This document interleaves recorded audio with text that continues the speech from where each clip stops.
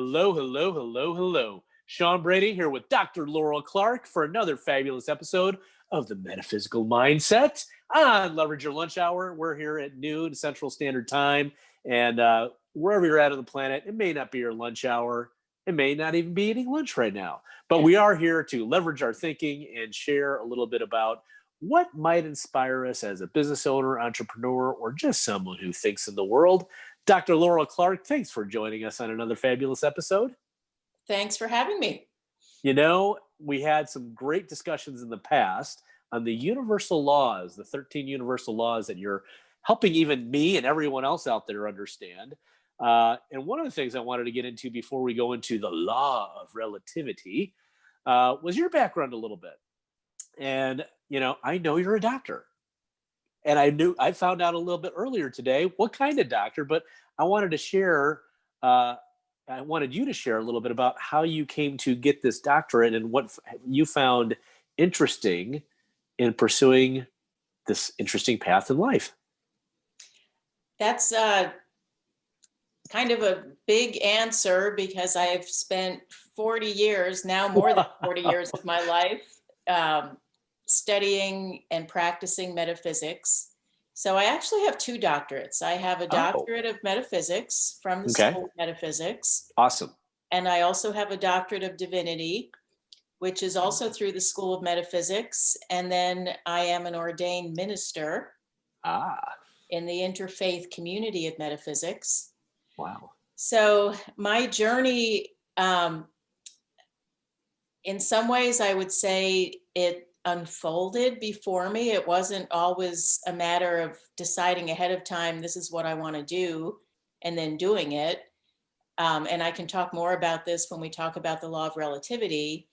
There are definitely goals that I had and steps that I took. And in the process of doing that, other things unfolded. So I discovered the School of Metaphysics after I graduated from college. I was living in Ann Arbor, Michigan. And I went to a meditation group, and somebody in that meditation group was a student at the School of Metaphysics in Detroit.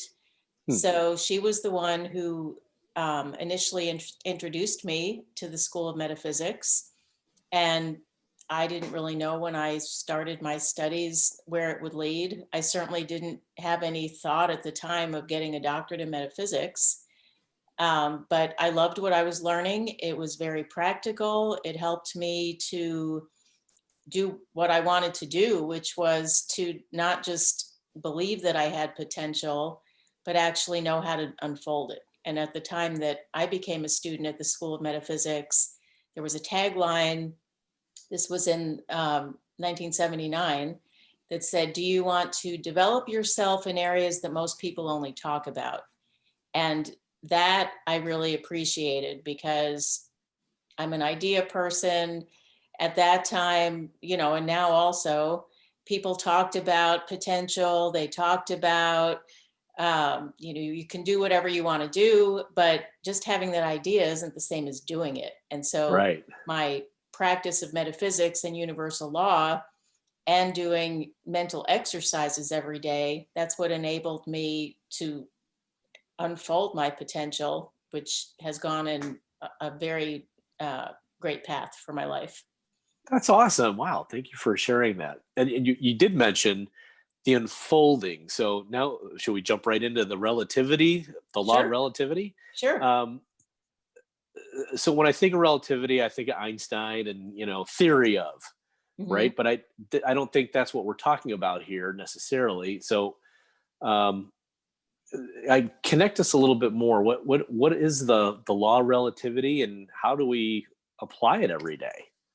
So first of all, a universal law is called universal because it applies to anyone, anywhere, anytime. It doesn't matter their age, their race, their religious belief, their gender. It's universal. And the fact that it's a law means that it is a structure. So we talked about this last week. There's a physical law of gravity. And it doesn't matter if you know how it works or why it works, or even if you believe in it, it's a law and it functions. So if you're on this planet, you're going to be planted on the earth. You're not just Right. flying off into the air. If you're in space where there isn't the law of gravity or different gravity, that's different. You have to hold things down because otherwise they will float off into space. Right. So the universal laws of creation, or mental laws, they're called sometimes, they govern how the universe operates. And I think that most people who are successful align with these laws, whether they know about them or not. Huh. So That's perfect. So in this universal law of relativity, how can we align ourselves with this law, or certainly better understand it so we can align with it? Or even maybe even figure out people who are using it now. Like you said, there's some successful people that might not even know the law, but they're aligned with it and they're using it, even if they don't know about it. right. So a simple definition of the law of relativity is that one thing leads to another. So I heard an interview that you did where you were talking about intuition and visualization and forming a very clear image in your mind of exactly what you want. Yes. Which is very important. However, there are times when you either don't know exactly what you want, or you may think you know exactly what you want. And there are other things that are outside of the realm of your conscious attention and your conscious awareness that are part of a greater picture of fulfillment. So, for example, well, let me back up. And so, how you align with that law of relativity is that even if you don't know all of the details of how to make something happen, it's still important to take a step or a couple of steps that you can see, because once you take those steps, then other doors will open, other paths will reveal themselves. But if you don't take any step at all and just stand there paralyzed, nothing is going to happen. Sure. So here's an example. I've been a writer my whole life. I mean, since before I was in kindergarten, I learned how to write. Wow. And pretty much my whole life, I've had goals about writing. I thought about writing books. I did write a couple of small books when I was a kid. And when I was in college, I wrote and illustrated a children's book. Oh, wow. None of those things were published. I did get my first book published through the School of Metaphysics, which has a publishing arm.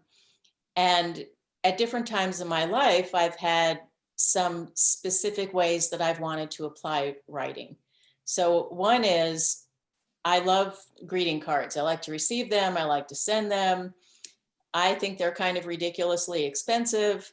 And so I've had the experience of wanting to get a card for somebody. I read every card on the rack, and there's nothing that just seems perfect. And so I used to think I could do better than this. I could write better cards than this. And I would make homemade cards. But in terms of like sending some of my card ideas to greeting card companies, I tried once or twice and it didn't go anywhere. And so I just dropped it. So some years ago, I was living in Colorado. There was a woman who came to the School of Metaphysics because she's an artist, and she heard about the teaching about dreams and dream interpretation. Sure. And one of the things that she was aware of in her own process of doing fine art, drawing, is that sometimes if she had a personal issue that she was dealing with, a problem, a question, a relationship, if she did a painting or a drawing without consciously knowing it or thinking about it, the answer to her problem would reveal itself through her art.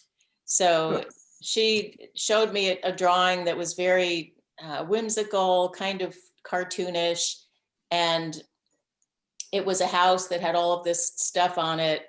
And her theme is polar bears. So she had a drawing of a polar bear holding an ice cream cone, climbing to the top of the ladder and looking in the window of the house, obviously wanting to go in the house. And then the bear dropped the ice cream cone. And what she realized is that in order for her to go to a new place or a higher level, she had to let go of the things she was attached to. So in this case, letting go of the ice cream cone in order to climb up the ladder. Sure. So it was only after she painted that she realized that the painting was giving her the answer she was seeking. And because of that, she wanted to learn more about how to interpret images, because she believed that her own paintings, which were coming from her, that in their imagery, they could give her answers to her questions. So that's why she came to the School of Metaphysics, to learn how to interpret dream symbols so she could use that knowledge to interpret her own paintings. Huh. So she and I hit it off. We liked each other. We used to go on early morning bike rides, and then we would go out for breakfast afterwards. So one of these times we were sitting eating breakfast, and she's telling me about her paintings, and that she had a line of greeting cards that were blank on the inside, and that she was an artist, not a writer. And so she didn't really know what to put on the inside, but she would really like it if there was somebody who could write verses to go inside her greeting cards. And I thought, oh my God, this is How something perfect. I've been thinking about for decades. Right. And so I told her that. So she hired me. She gave me some of her paintings, and I sat down, and I don't know, in maybe 45 minutes, I wrote 20 or 30 different verses for the inside of her greeting cards. Wow. And so she paid me to do 20 of these greeting cards. So not only did I get to fulfill my desire, part of my payment, in addition to cash, was some of the greeting cards. I don't remember anymore how many. So that whole story is an example of the law of relativity. One thing leads to another. Here's this artist. She comes to the school to learn about dreams, not even really to learn about dreams, but to learn how to interpret symbols in her own paintings. Right. That leads to us becoming friends. That leads to this seemingly random conversation over breakfast, which then leads to me getting a paid gig doing something that I had thought about for decades without any plan of how it was going to happen. Well, I really heard a lot of fulfillment in that story for you. Yes. And just it's like, oh, I got to fulfill on this part of this aspect of it all. Right. Oh, that's really cool.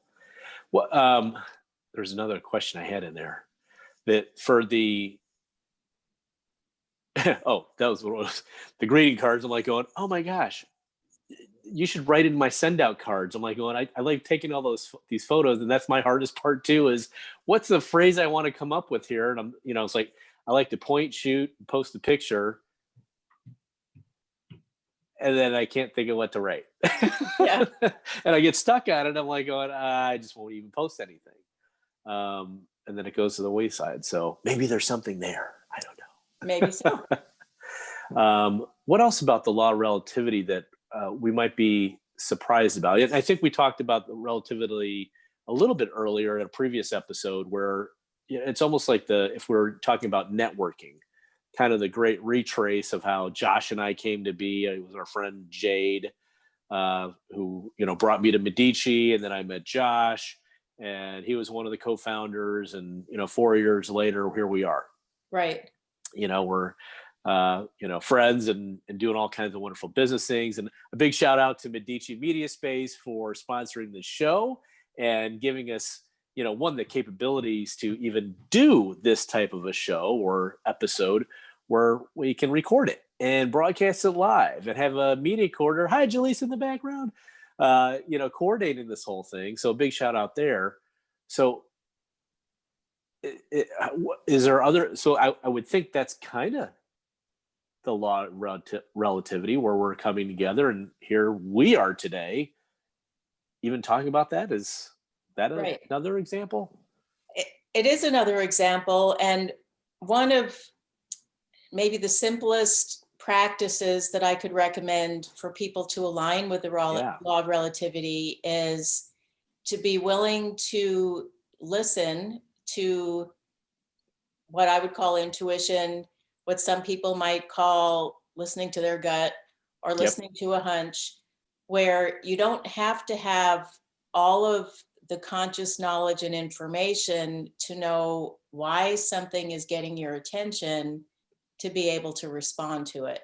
Mm. And learning how to tell the difference between a distraction, where you're just chasing a shiny object, and following a line of attention, even if you don't know exactly why, that helps to align with the law of relativity. So here's another example. Sure. A couple of years ago, I went to the public library. I rediscovered the joy of having a library card. And I was walking out of the library, and across the street, there's a church, and they had a sign out in front, kind of a hand lettered sign that said art fair today. So I like art. I like artistic people. I had a little bit of extra time on my hands, and I thought it's just across the street. So I walked across the street, went to this art fair that was fairly small, and there was a table. There was no person behind it. It just had a bunch of brochures and some paintings.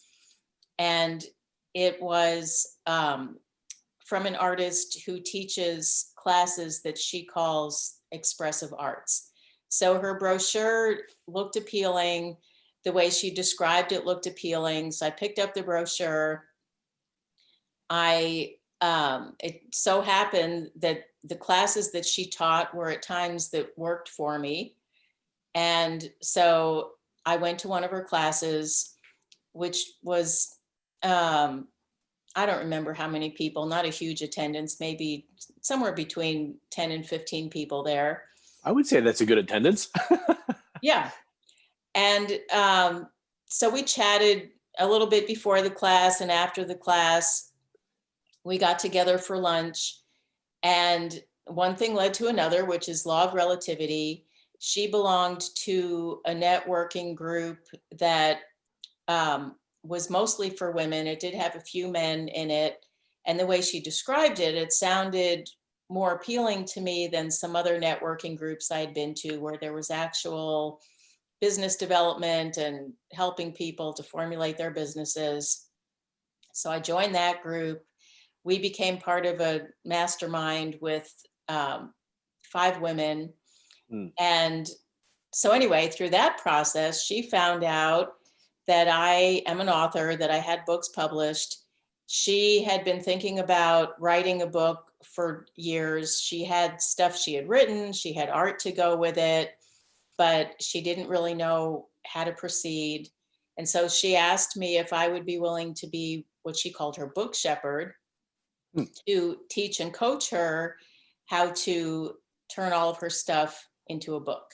So we negotiated, we came up with a price that worked for both of us. And so I became her book shepherd. And so again, that was really fulfilling, because for me to help her birth something that she had been in labor with for such a long time, I kind of felt like a midwife. And she was so happy and satisfied to have this book that became a book. And I've thought about that a few times since then. That day that I was at the library, I could have easily had seen the sign for the art fair and said, I don't have time to do this. I could have walked in and saw that it was kind of small and just walked out. I could have seen the brochure on the table and not picked it up. I could have picked it up and said, I don't have time to go to this class. I mean, there's so many places where there were opportunities that I could have ignored, denied, dropped the ball, and I never would have helped her write her book. I never would have had that experience being a book shepherd. And so it was a matter of paying attention, following the line of attention, listening to myself, responding every step of the way. And I think that's a practice that people who are successful do all of the time or most of the time, and they may not even give themselves credit for how they do that.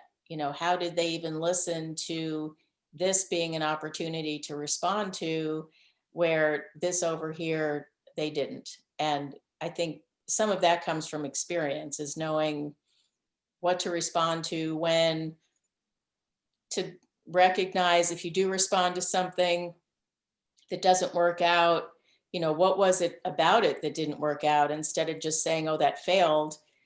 I think any experience, if we learn from it, is a success, instead of saying it's a failure because I didn't accomplish my goal. So I think that's an important lesson that we can learn. I was going to underline that, and then of course I touched my screen and my whole screen went away. But and I wanted to, I remember what I was thinking before, and I have allergies, for people that are wondering what's going on with your voice. There's something about, and I believe it, I forget how exactly the way you phrased it, but action inside of all these universal laws. It's not just, oh, I'm going to manifest it just with my mind. You're consciously taking certain actions. You're listening to your gut. I've kind of been adopting the tagline, your gut knows, trust it. It's like your gut knows, you know what you want to do. And the more we experience in life, the more we learn, the more we grow. Or I found this to be true for myself, is it's like, oh, I think I do listen to my intuition a little bit more, and it guides I allow it to help me guide my actions, because they're still my choices. Right. And I heard you doing the same things. It's like, oh, well, it's hand painted art fair sign. It doesn't look that big. You could have easily turned away as soon as you got to the door, but you didn't. You just kind of pressed on. It's like, yeah, maybe there's something here. And clearly there was. Right. Because, wow, what a fulfillment, that you got to do. And I know the other thing I was going to say, I know you've not only authored many books, but also edited and co-authored many, many more. So that's impressive to me. And just, having all this editing experience and writing experience just kind of blows me away a little bit. It's pretty cool. I'm like, I've never been disciplined to do that. I don't know if I want to do that, but that's really cool. Well, that's an example of when I said that what initially attracted me to the School of Metaphysics was the idea that I could develop myself in areas that most people only talk about. Yeah. To be able to go from having boxes full of journals that just sat there doing nothing, to having published some books, and as you said, editing other people's writing. I mean, even this gig as a book shepherd, I've taught many people how to write. So being able to do something that I love to do, and to be able to make some money doing it, I think that's what most people want to be able to do. Certainly at Medici, that's a big focus, is how to monetize your passions, how to be able to be creative, to be fulfilled, to, as your tagline is, be more you, and to make money doing it. That's the best of all possible worlds. Well, and like we even talked about today at another previous meeting, I guess I always kind of knew this, but I didn't vocalize it, was really trying to figure out what you do, or figuring out what you want to do that, has you be more you, or makes you happy, or fulfills that kind of the missing piece. And that's one of the things that I get from my membership with Medici. And it's law of relativity led us to doing this podcast today. Pretty cool. And I think that one of the benefits of associating with people is that sometimes the things we're the best at, we take for granted. And so we don't even think they're special. It's like, well, that's no big deal. Anybody can do that. Right. And through hearing how other people respond to what we do, or seeing a reflection in other people, I think that can help us to become more self-aware of what our strengths are, what our talents are, what our Dharma is. And so, like you, it's one of the reasons I love Medici, are all of those people connections that happen. Yeah, it is pretty cool. And I think we all take for granted our area of expertise or something we do really, really well. And we just overlook. I know I overlook it all the time. And, as simple as making an egg. My wife Michelle was making an egg today. A little breakfast sandwich for kids at home, right? We got school at home right now. And she's like, oh, I burned the egg to the pan. I'm like, oh, it's easy. You just, it takes a little practice. You got put a little more oil in there, or maybe it was too hot or too cold, whatever. But don't worry about it. It's, she's like, you just be the cook. So it's all good. I take some things for granted myself. We all do. Well, Laurel, where can people find more about you? You mentioned your dream class, or certainly all these universal laws, and just really creating a metaphysical mindset. Where can they find more information about you? They can email me at laurel@laurelclark.com, or they can go to my website, which is laurelclark.com. It's in Very the simple. process of being updated. So right now it doesn't have events on it, but it will soon. But if they email me, they can, I'd be glad to tell them what I have coming up, or they can go to my Facebook page, which is Laurel Fuller Clark. Perfect. Wonderful. And I'll be sure to put that in the show notes somewhere along the lines. And we always love to end these shows with, hey, a big thank you, Dr. Laurel Clark. It's always a pleasure having you on these episodes. I learned so much. My mind expands, and I just look forward to our next show together. Well, thanks, Sean. I appreciate your questions. They're always very thoughtful and thought-provoking. So I appreciate. Well, thank you. Absolutely. And like we say to everybody out there, hey, we may not see you in person, but we're always going to see you right here on social media. Thanks for staying tuned. Thanks for liking, sharing, and all that cool jazz that you need to do with social media. So on that note, I am going to find the controls here. And oh my gosh, this shrank a little bit. My screen shrank. And we'll be ending in 3, 2, and 1. Thanks for